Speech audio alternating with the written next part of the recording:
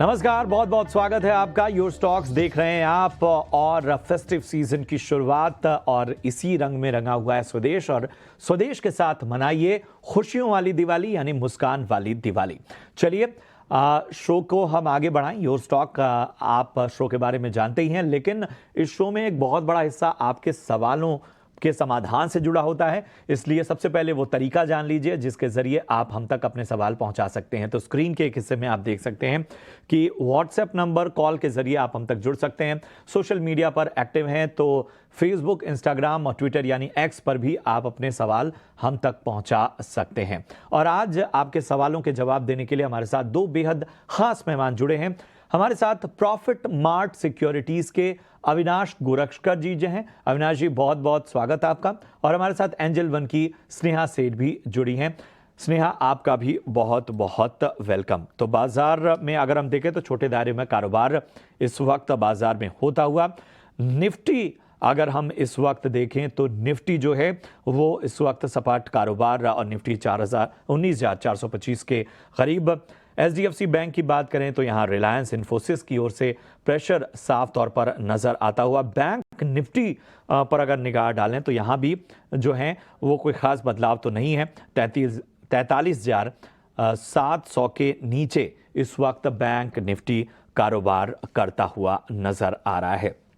चलिए सबसे पहले स्नेहा जी, आपको इस चर्चा में शामिल करेंगे।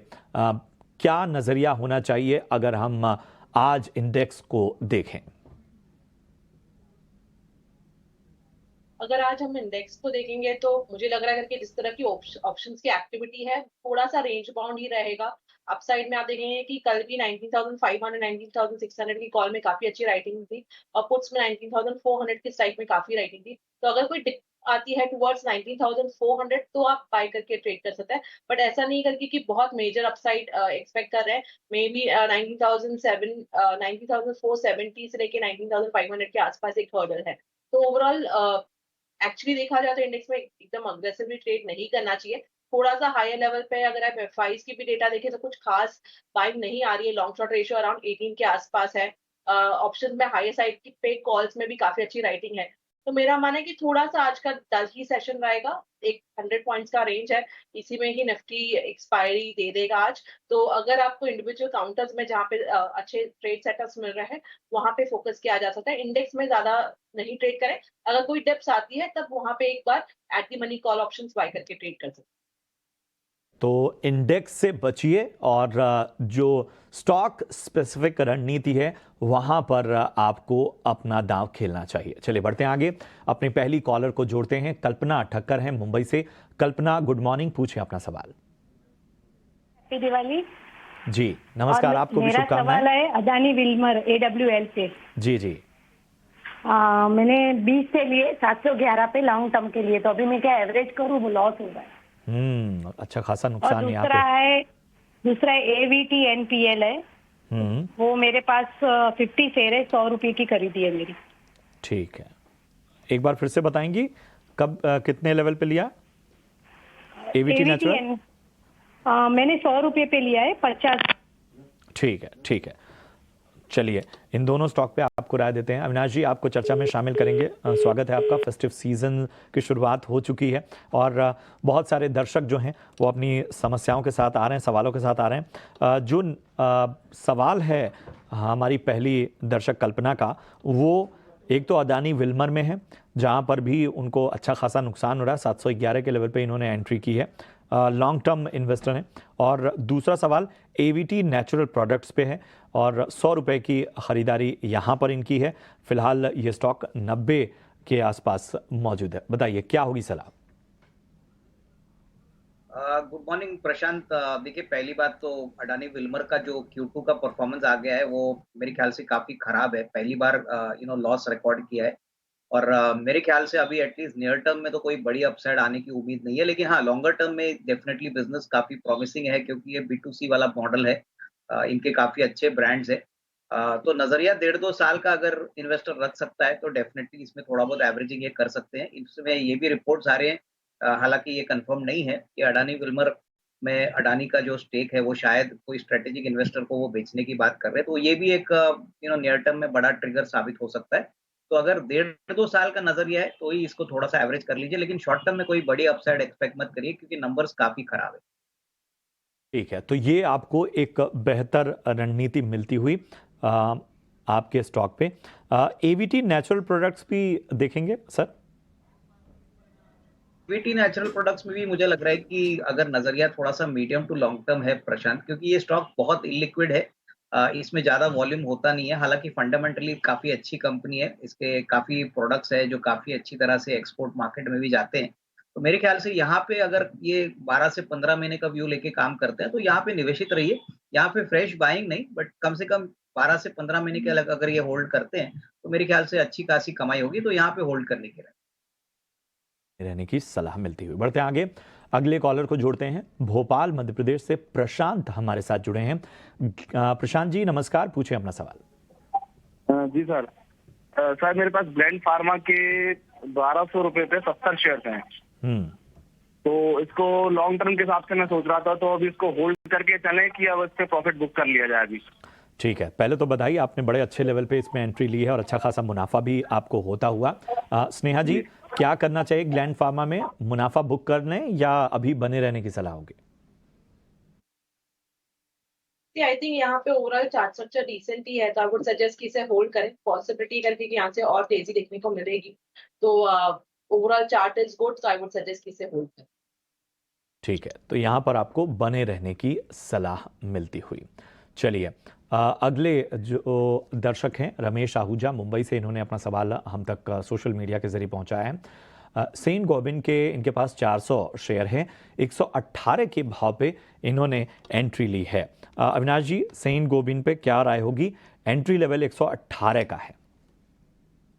मेरे ख्याल से सेंट गोबिन देखिए फ्लोट ग्लास और जो गाड़ियों के जो विंडो ग्लास होते हैं, विंडशील्ड होता है, ये बनाते हैं और काफी अच्छे नंबर्स Q2 के लिए कंपनी ने रिकॉर्ड किए हैं। मेरे ख्याल से देखिए नजरिया अगर 12-15 महीने का है, तो जिस प्रकार का ग्रोथ हमको कमर्शियल व्हीकल सेक्टर में, पैसेंजर कार सेक्टर में दिख रहा है, जहाँ पे ज्यादातर इस कंपनी के प्रोडक्ट्स बेचे जाते हैं, तो यहाँ पे डेफिनेटली और थोड़ी सी रीरेटिंग और अपसाइड की पोटेंशियल है।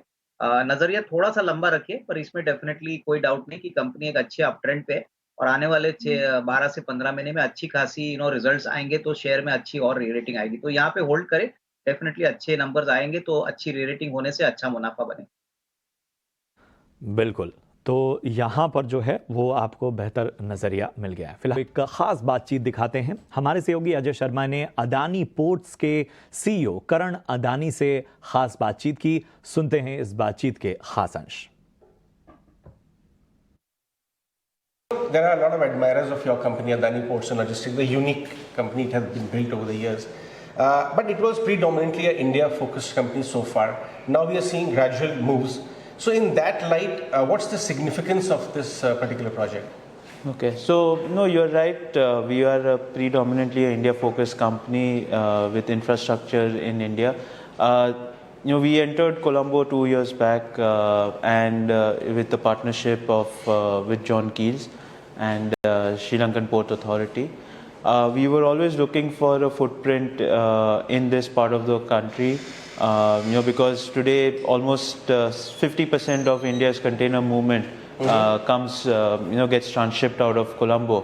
And so we thought it was extremely important that for a company like us to have a presence over here in order to give a more surety on the supply chain for the Indian importer exporter, and also to give the same level of visibility, transparency, as well as the same operational predictability as what we give in India.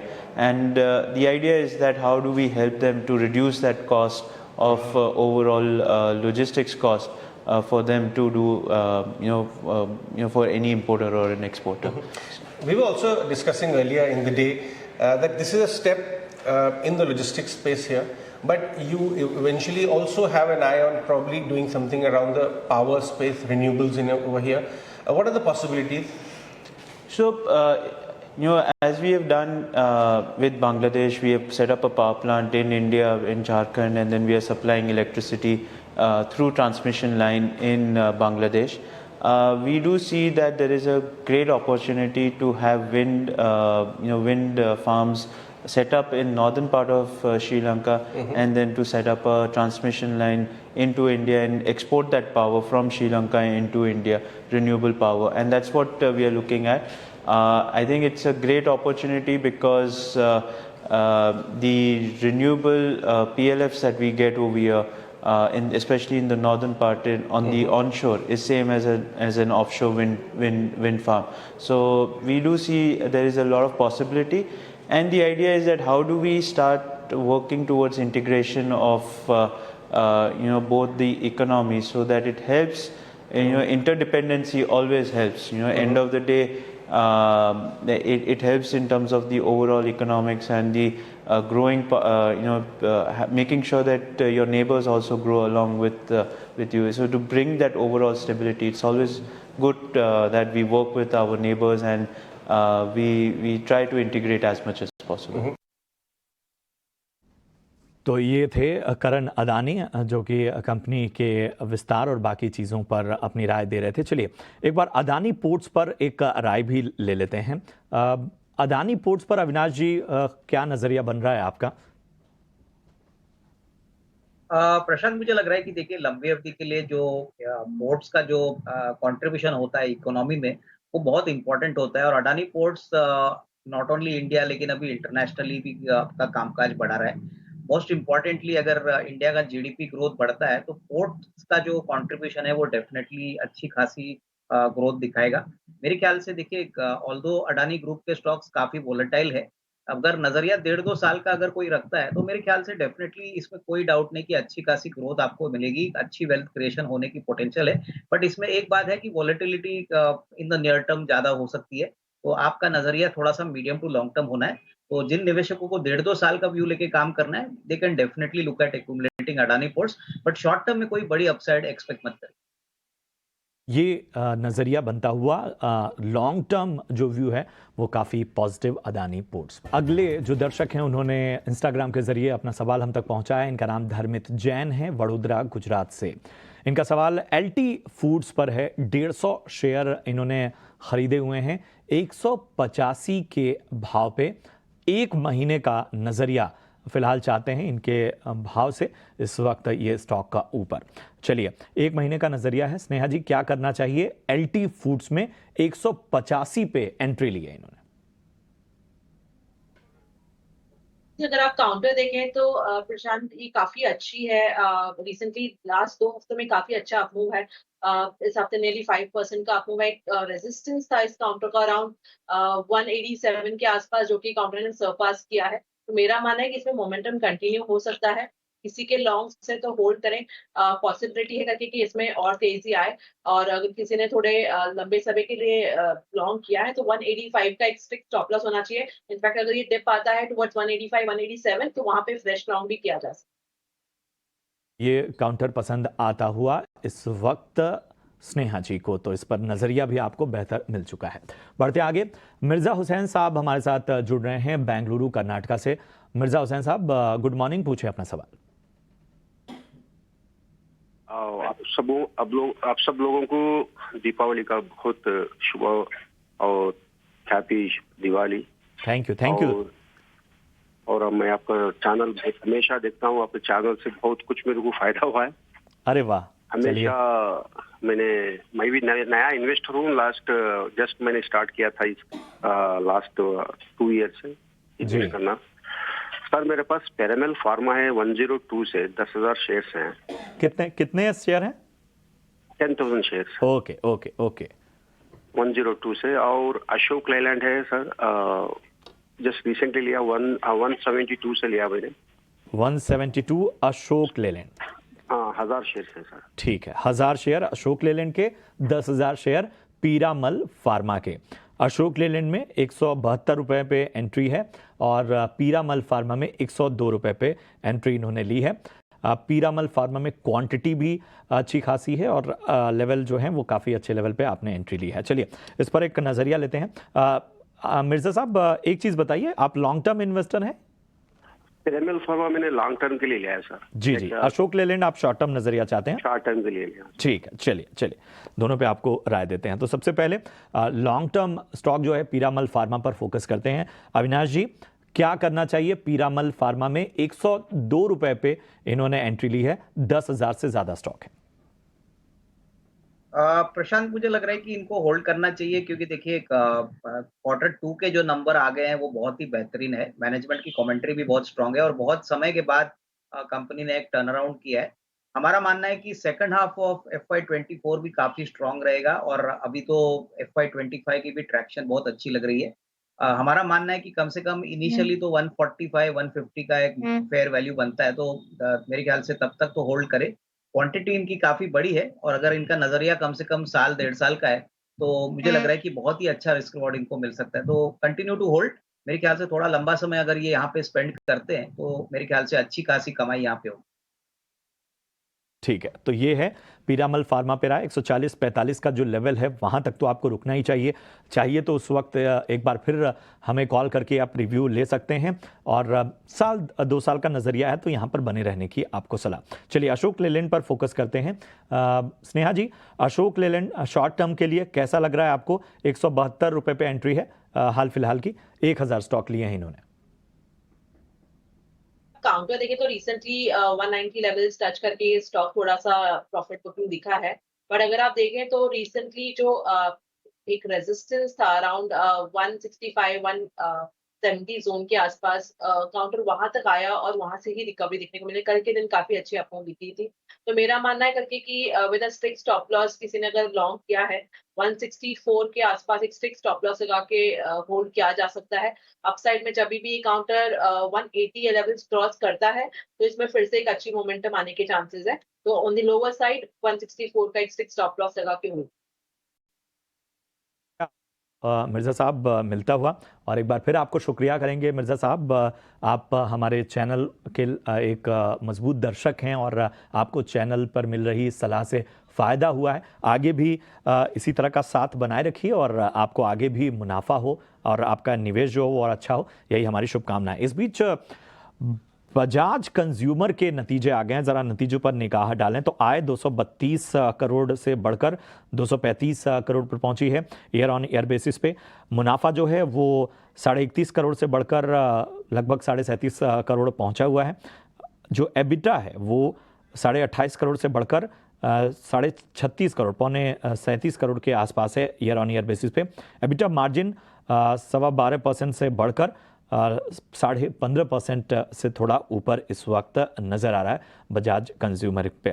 तो ज़रा इस पर एक राय ले लेते हैं। अविनाश जी, आप ही बताइए बजाज कंज्यूमर किस तरह से देख रहे हैं नतीजों को और किस तरह का ये स्टॉक आपको नज़र आ रहा है यहाँ पर अगर आम निवेशक के लिहाज से देखें? नहीं, यहाँ से डेफिनेटली मैं समझता हूँ कि देखिए नंबर से ज्यादा जो कमेंट्री मैनेजमेंट की आएगी कि कितना रूरल डिमांड, कितना अर्बन डिमांड आ चुका है, क्या नए प्रोडक्ट्स मैनेजमेंट लॉन्च करने वाली है, उसके बाद ही मेरे ख्याल से एक यहाँ पे एक अच्छा ट्रैक्शन आपको देखने को मिलेगा।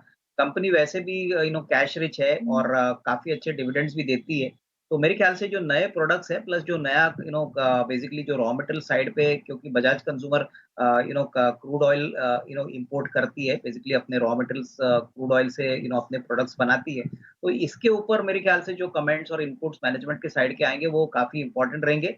कॉन्फ्रेंस कॉल आज है तो उसके बाद ही मेरे ख्याल से एक डिसेसिव ट्रेंड आपको स्टॉक में देखने को मिलेगा, बट नतीजे ठीक ठाक है मेरे ख्याल से, जिनके पास है वो होल्ड करें। ठीक ठाक, और यहाँ पर जिनके पास है स्टॉक का वो होल्ड करें। मैनेजमेंट कमेंट्री में कई और विश्लेषण हम आपके सामने रखेंगे। चलिए इसी के साथ इस शो में आज के लिए इतना ही। अपने दोनों खास एक्सपर्ट स्नेहा जी और अविनाश जी, आप दोनों से विदा लेंगे। आप दोनों का बहुत बहुत शुक्रिया।